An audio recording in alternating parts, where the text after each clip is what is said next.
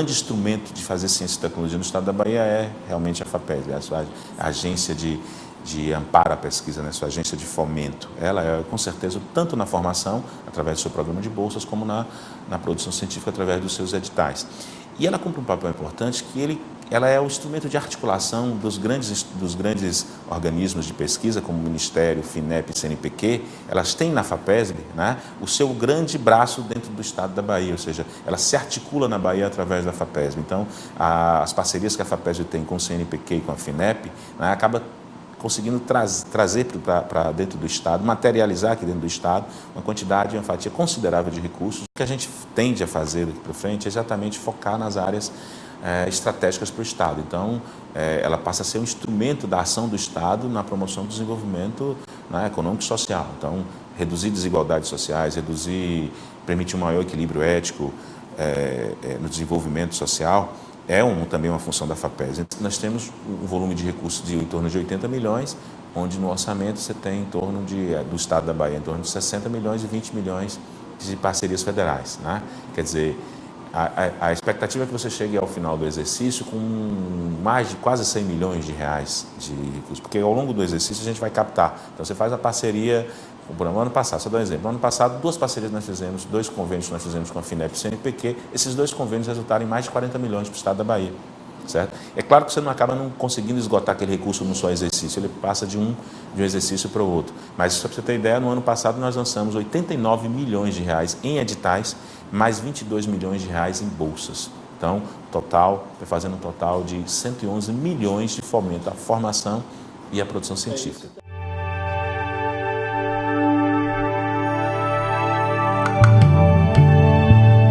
Hoje, a gente está um pouco focando isso nas suas áreas prioritárias, não deixando as outras áreas, mas passar a focar os editais nas áreas prioritárias que hoje estão alinhadas pelo governo do Estado no Parque Tecnológico, que seria a biotecnologia, energia, as engenharias, área de saúde, né?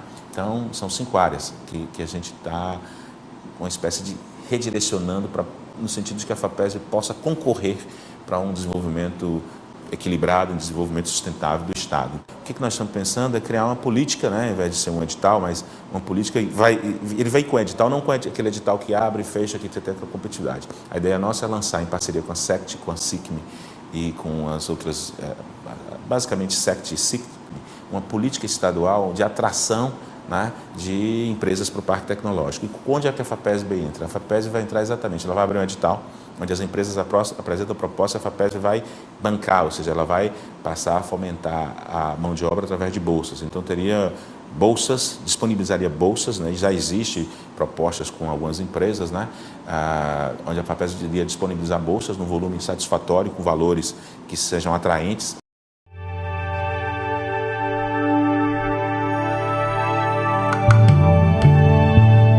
O grande desafio no Brasil, né, essa é uma questão, a maioria das coisas que eu falo aqui não são problemas, não é a particularidade da Bahia, mas do Brasil de modo geral na área de inovação, é aproximar a universidade da empresa, né? Esse elo que a gente chama de tríplice hélice, que é governo, universidade e empresa, seria o grande elemento, o grande instrumento da inovação, é exatamente aproximar a universidade da empresa. Isso tem uma grande dificuldade, então a maioria dos nossos doutores estão nas universidades e não nas empresas. Se tem outros países, a maioria dos doutores, pesquisadores estão nas empresas e não nas universidades. Então a gente precisa inverter, precisa aproximar. Há um componente institucional aí que ainda dificulta um pouco. A grande questão do pesquisador da empresa, ela é do CNPq, o RAI, né? Na verdade a gente tem o valor da bolsa muito pequeno, você acaba não conseguindo fixar, né? Então ele vem, mas o valor da bolsa é R$ 2.800, você não consegue fixar. Então você teria um diferencial no valor da bolsa. Com a vantagem é o seguinte, que você está direcionando, ele vem para trabalhar nessa empresa, né? Você teria um elemento, um componente de atratividade muito maior do que o RAI. A FAPESB iria dar exatamente as bolsas, tá? Bolsas de fixação de doutores, bolsa de atração de doutores, bolsa de atração de talentos a essas empresas para que eles possam trabalhar nas empresas. Já existe isso, nós temos. Tem uma empresa grande, né, na área de tecnologia, onde a demanda dele é 1 milhão bolsas, né, no valor total de R$ 1,5 milhão por ano durante 4 anos. Seriam 6 milhões de reais, já está praticamente acertado que isso vai acontecer. Então a FAPESB vai fomentar com isso. Qual é a empresa? Não, existe, não tá fechado ainda, né? Mas é a IBM. A IBM, a demanda dela, o que ela quer basicamente para implantar, para se instalar no parque tecnológico, né? O que ela reivindica, dentre outras coisas, mas o básico é bolsas, tá? Então seria em torno de R$ 1,5 milhão de bolsas nessa área.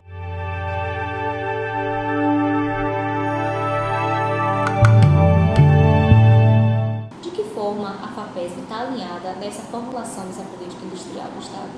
Olha, é fundamental essa questão que se coloca, porque o alinhamento da ciência e tecnologia com a questão industrial, porque o grande diferencial é a inovação.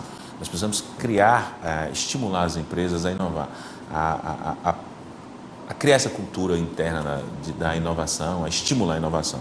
Nós temos editais que são direcionados para as empresas, né? E temos para você ter ideia, nós temos o PAP, que é um edital para a inovação, para empresas de pequeno e micro e empresas de pequeno porte, onde nós lançamos um edital no ano passado de R$ 24 milhões, o maior do Brasil na época, e nós tivemos uma demanda de apenas 6 milhões e pouco.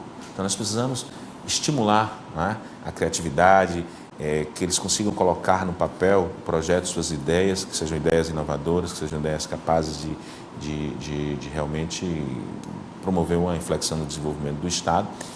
E o grande problema é que nós temos recursos, né, nessa área, mas não temos uma demanda qualificada, né, compatível com o volume de recursos que a gente disponibiliza.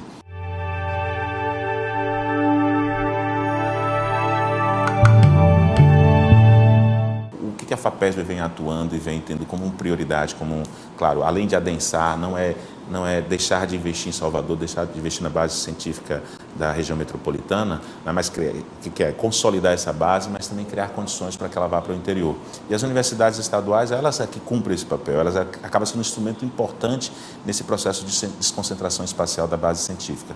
E o que a gente faz? A gente está priorizando algumas bolsas, quer dizer, estimulando, né, a primeira formação de programas de pós-graduação nessas instituições, em parceria com a CAPES, nós estamos imaginando lançar ainda esse ano, promover a criação de 6 doutorados interinstitucionais, onde eles vão privilegiar basicamente as universidades estaduais. E qual é a questão das universidades estaduais? Além delas necessitarem mesmo, elas estão presentes no interior. No recente edital que a gente teve de infraestrutura, né, que é a infraestrutura científica, nós criamos uma linha que é o seguinte: 50% dos recursos para as universidades estaduais, exatamente para tentar criar essas condições. Elas competem no 100%, mas teria reservado 50% dos recursos para competir somente entre elas, como uma forma de privilegiar essas instituições, já que elas não conseguem captar muitos recursos nos editais nacionais. Aí as instituições mais consolidadas, como o USP, Unicamp, a UFBA, né, elas têm um poder de competição muito maior, são consolidadas, né, têm áreas já trabalham na fronteira do conhecimento. Então, as universidades estaduais, como são emergentes, não têm uma produção científica satisfatória, não têm uma formação, um bom corpo científico ainda, então elas têm uma certa dificuldade de captar recursos nesses grandes editais. Eu acho que a grande questão para o Brasil e para as regiões é tentar estimular a inovação. Nós estamos crescemos bastante, somos o 13º país do mundo em produção científica, mas na inovação estamos lá em 58º, a depender do indicador, mas 58º. Então, a ciência e tecnologia ela é fundamental para os diferenciais de competitividade das empresas, tá? E desenvolvimento de países e regiões. Tá? Então, eu acho que você tem grandes exemplos de regiões que se desenvolveram a partir de uma base científica e tecnológica. Você pensa lá, aquela região da Unicamp. Então, as empresas da área tecnológica vão para lá porque você tem a Unicamp, você tem grandes institutos de pesquisa, você tem o Vale do Silício nos Estados Unidos, você tem um monte de exemplos onde você começa a perceber que o diferencial, os investimentos em ciência e tecnologia começa a ser um grande indutor de desenvolvimento regional.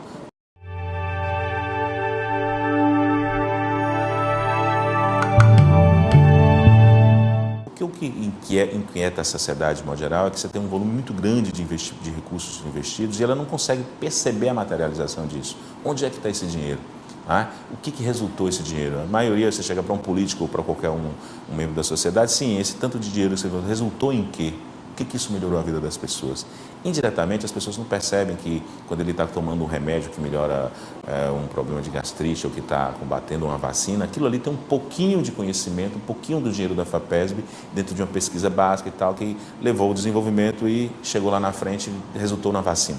Qual é o grande problema nosso no Brasil, de modo geral? É que a gente mexe muito em ciência e tecnologia, na base científica, mas a gente não consegue materializar isso, fazer isso virar um produto, um processo inovador, certo? Então, a gente não consegue materializar, que é exatamente a inovação, que é transformar esse conhecimento num produto, num processo inovador. Essa é a grande questão, esse é o grande problema. Tá? Então, se a gente for observar o volume de recursos que você tem hoje disponível para a inovação é muito maior, tá? Cresceu muito mais, vamos dizer assim, do que cresceu para a ciência e tecnologia. Para pesquisa científica, vamos dizer assim, pesquisa pura, propriamente dita. É claro que você precisa da pesquisa pura, mas você precisa materializar isso num produto ou num processo inovador que resulte, né, num ganho para a sociedade. A gente muitas vezes não consegue perceber, porque muitas vezes você tem um conhecimento da FAPESB, mas quem materializou foi uma empresa americana. Então, a grande questão é exatamente essa. E a ideia da FAPESB, a ideia, pelo menos o que eu imagino, é continuar de modo geral, mas começar a direcionar, começar a cobrar resultados. Assim, eu quero a materialização disso num produto, num processo que resulte em melhorias para a sociedade.